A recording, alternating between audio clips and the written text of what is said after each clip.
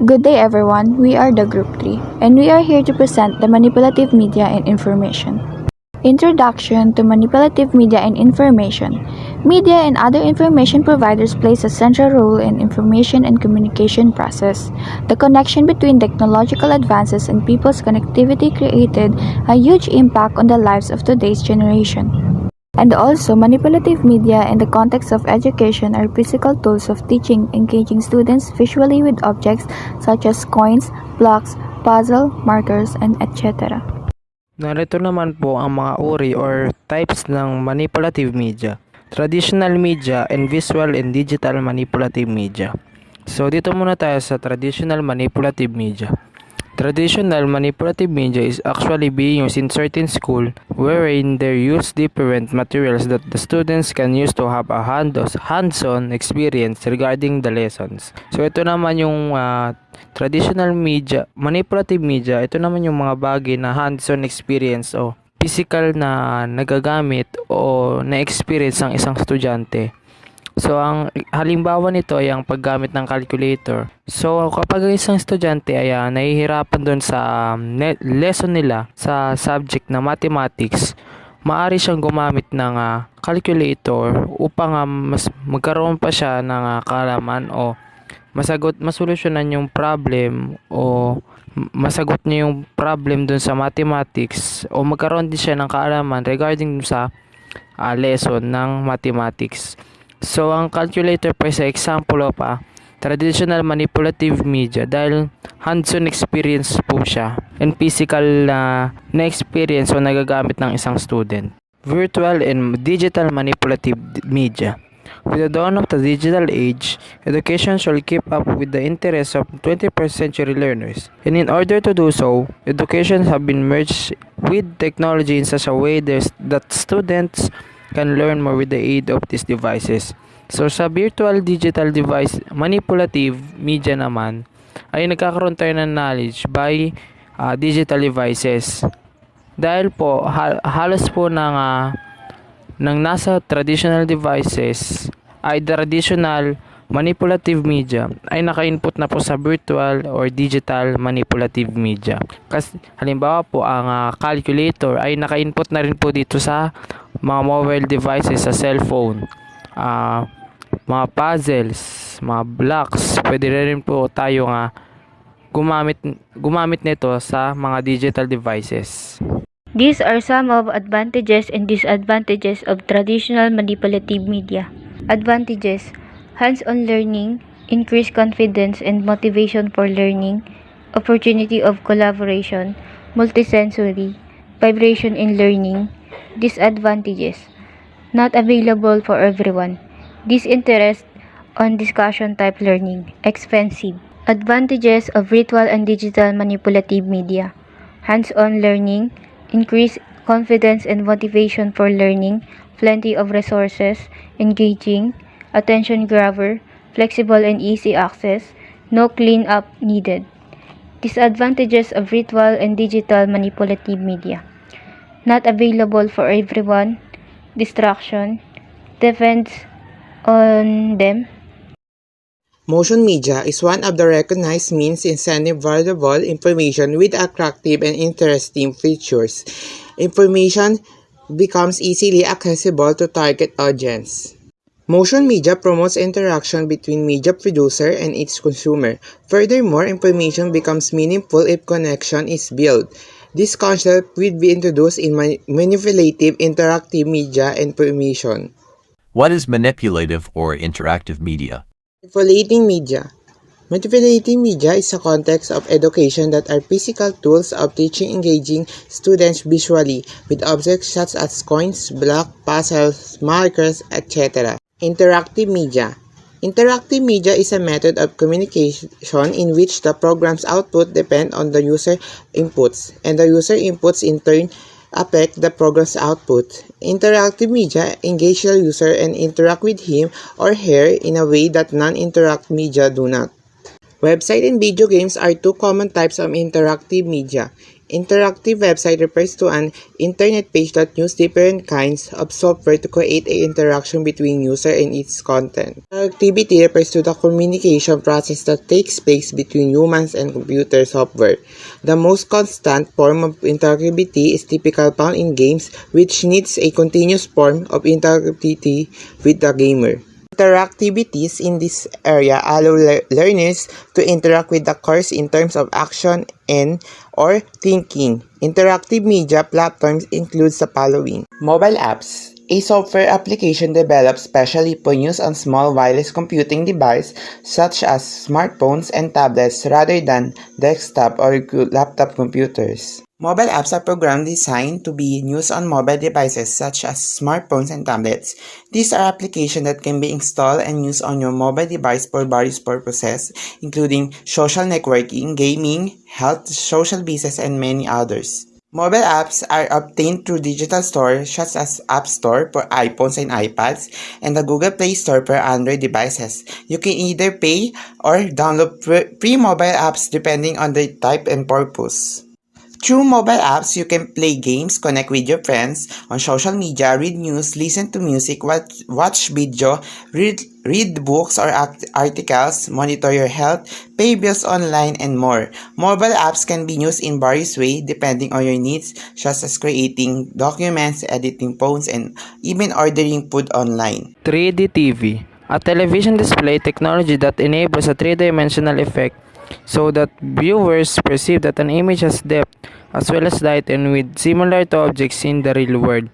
So dito naman sa 3D TV, iba parang realistic, parang ang viewers ay nagiging parte na doon sa bawat senaryo ng isang pelikula or ng movie.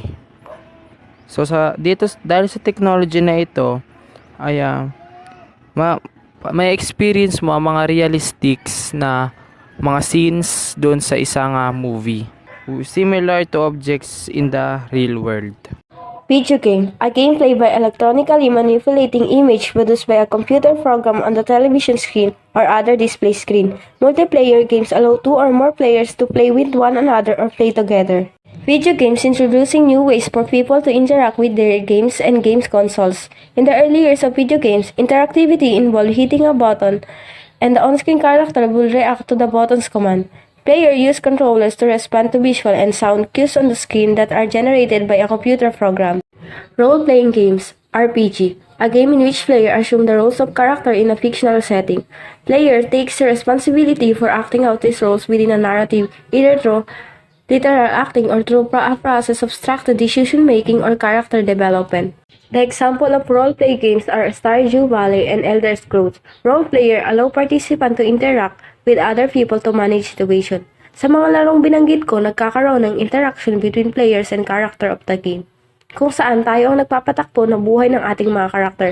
Kung anong sabihin natin o ipagawa ay susundin nila. Sa atin nakasalalay ang kanilang character development at kakahinat na ng buhay nila sa larong iyon. Massively multiplayer online role-playing games. Any story-driven online video game in which a player, taking on the persona of a character in a virtual or fantasy game world, interacts with a large number of other players. Ang example nito ay ang larong PUBG at LOL. Alam ko ang iba sa inyo ay pamilyar sa larong ito. Dito, players interact with other player on the real time. Massively means large, malaki, malawak. Through playing online games, ay nagkakaroon tayo ng interaction sa mga player na mula pa sa iba't ibang bansa. Virtual reality and immersive environments. The computer-generated simulation or three-dimensional image or environment that can be interacted with in a seemingly real or physical way by a person using special electronic equipment, such as helmet with a screen inside or glass fitted with sensor. Ang virtual reality at immersive environments daw ay mga teknolohiya na gilihan ng mga karanasan na pumapalibot sa mga tao sa isang digital na mundo. Sa pamamagitan ng paggamit ng mga headset o iba pang mga aparato, nagagawang simulan ng mga tao ang pakiramdam na sila ay actual na naroroon sa isang virtual na lugar. Interactive website. is a website that allows users to actively engage with the content and features on the site. This can include features such as forms, quizzes, games, chatbots, calculators, map, and more. User can input information, make selection, and interact with the website in a dynamic and immersive way. Interactive websites often aim to provide a personalized and engaging experience for the user, encouraging them to spend more time on the site and increasing their overall satisfaction. Ang interactive website ay mga online na pahina na nagbibigay ng aktibong pakikilahok at interaksyon sa mga bisita. Sa halip na lamang magbigay ng impormasyon ay bahagi ang mga nilalaman, ang mga interactive website ay nagalayang ma-engage ang mga bisita sa pamamagitan ng elementong tulad ng pagsagot sa survey, sa quiz, at mga laro, at live chat at iba pa. Social media, website and online services where users are creators and consumer of the content, and where social interactions like commenting, liking, posting, talking are the main features of content. Examples are Facebook, Twitter, Instagram, Snapchat, Vine, etc. Ang social media nga daw, ito nga yung mga apps or website or online na serbisyo kung saan nga tayo nakikipag-interact sa tao sa pamamagitan nga ng pagko-comment, pagla-like at pagka-chat sa kanila. Kagulad na ito yung Facebook, Messenger, Twitter, Instagram at iba pa. Ways of interacting with internet. Online shopping. Compare prices, compare feature of similar items, add to cart, choose payment type, track delivery, get advice from experts, search products, check local availability, get product recommendation. So, yung online shopping ay isang aktibidad kung saan ang isang customer ay nagbabrowse sa mga magagamit na produkto o serbisyo na ipinakita ng isa o higit pang mga retailer na may potential na layunin na bumili ng angkop na selection ng mga ito. Ang online shopping din ay nakakatulong upang mapadali ang paghahanap ng produktong bibilhin mo. Online gaming. Choose a game, play with computer, play with others, choose a level, in-game customization, and etc. Ang online gaming ay isang video game na pangunahing nilalaro sa pamamagitan ng internet o anumang iba pang computer network na magagamit. Online classes.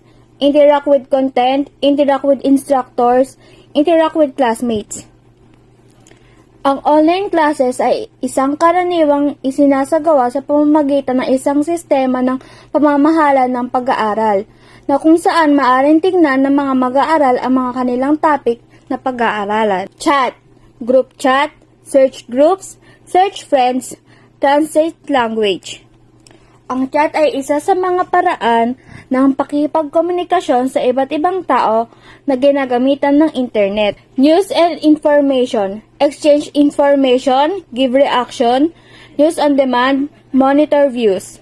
Ang news and information ay nilalayo ng balita na ipaalam sa mga tao ang mga nangyayari sa kanilang paligid at mga kaganapang nagaganap sa mundo. Ang impormasyon naman ay mga regular na piraso ng katotohanan na hindi nagbabago sa paglipas ng panahon. Videos. Choose your own adventure, get multimedia content, experience game elements. Videos is a program, movie, or other visual media product featuring moving image with or without audio that is recorded and saved digitally or on videocassette. Here are the examples of ways of interacting with internet. Types of interactivity. The following shows the different types of interactivity. Click on images. A clickable image is a graphical button on a website that functions as a hyperlink. Hotspot. Hotspot is a special region to act as a trigger to another web page. The hotspot could be a circle, triangle, rectangle, or polygon. Rollover. Rollover is an image or portion of an image that changes in appearance when the mouse cursor moves over it. Tabs. Clicking on them display a relevant content with an appropriate graphic. Timeline. A menu slice that branches to different events. Numbers or processes. The number of clicks and the time spent in an interactive function provide data points. Frequently asked questions. Usually the questions that are commonly asked. Flip cards. A card that when clicked, flips to display a description and other informations. Activity time. Read the statements below. Write yes if the statement is correct, and no if not.